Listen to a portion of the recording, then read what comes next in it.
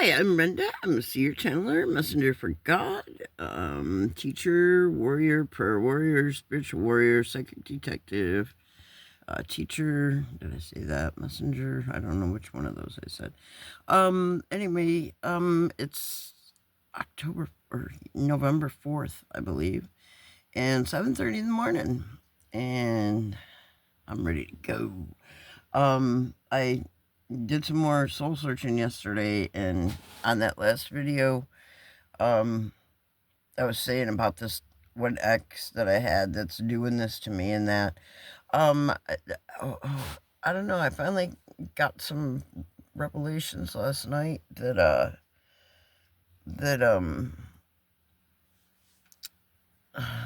you know how God breadcrumbs us through the Bible and tells us bits and pieces that are tidbits that we need to know. And even during the day, Holy Spirit will give us synchronizations in that, and we will get little breadcrumbs during the day of, hey, you're doing good, or this is what you needed to know, or something. The relationships that we get guided to in our lives kind of breadcrumb us, and we're supposed to put it together, after one ends or comes to something that we just realize we can't live with that person or their decisions or the way they treat us. So we need to sit back and see, what did that person do that I really can't live with and won't live with and won't put up with the bullshit. Bullpucky. Okay, I know someone that used to say bullpucky because they had to be out in the public doing jobs, so they couldn't just swear. So yeah. So like, say you had one relationship with someone that you learned how to be with them, but yet it really was a nightmare living with them. But you had never had a relationship, or you had never been that close. It was just new levels. And that person just had habits and did stupid things and selfish, not self-preserving behavior for you. How they treat you, how they treat others, how they treat their own family, how they treat themselves, the respect they have for themselves, and the shit they let happen in their lives. That is the breadcrumbs that we learn in relationships, and either we can live with it and it'll be a successful relationship, or we're going to learn, this person did this, and this is how, this part should be. And then you meet another person, and that's how this part should be or could be. And then, the habits that they have, and that you learn, hey, I could live with that. That's a great way to be or have, and that,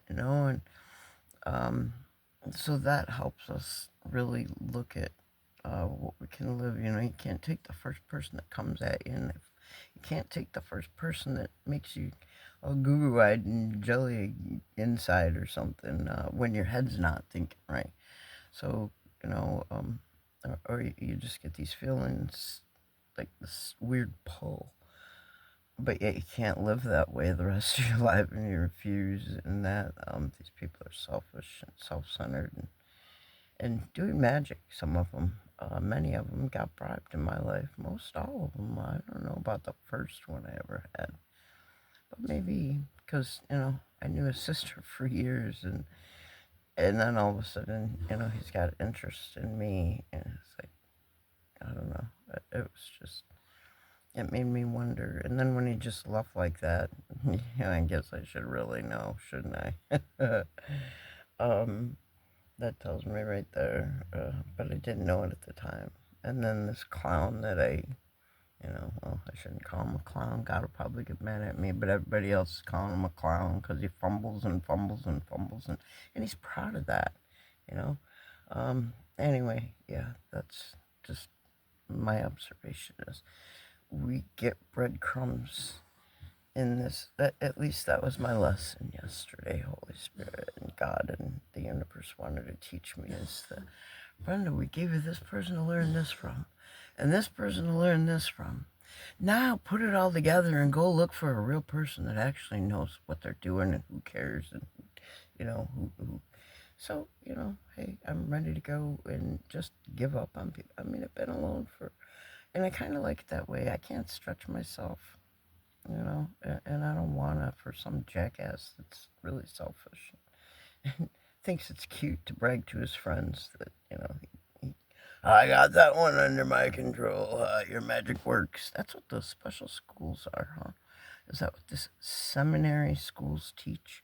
I've heard before that if you go into a seminary and when you come out, if you believed in God before you went in the seminary, you won't believe in God when you come out of the seminary.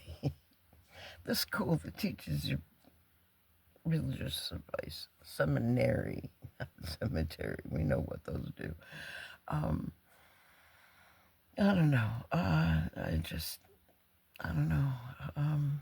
I'm still, dark souling or introspecting or whatever you want to call it. But it was something that keeps jumping out at me, and Holy Spirit's like, go make a video, even if it's 7:30 in the morning. So, that's it. I don't know. Good luck with your relationships. Wish me luck with mine. And friendships, it's the same way. It's not just male-female things, Some of your friends that you're hanging out with get you to do stupid self-destruction stuff. They don't preserve your soul. They don't preserve your spirit. They're not a spiritual growth thing. In fact, they hold you back in life. And you need to realize those. And you need to get rid of those people in your life. Or deal with the consequences and the karma that you're going to get for hanging out with them.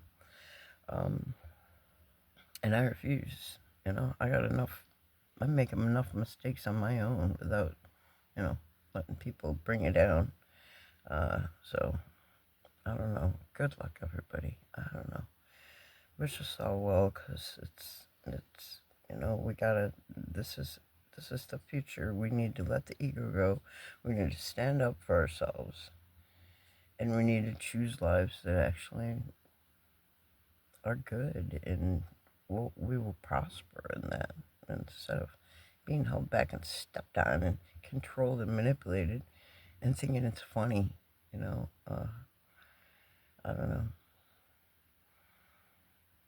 know.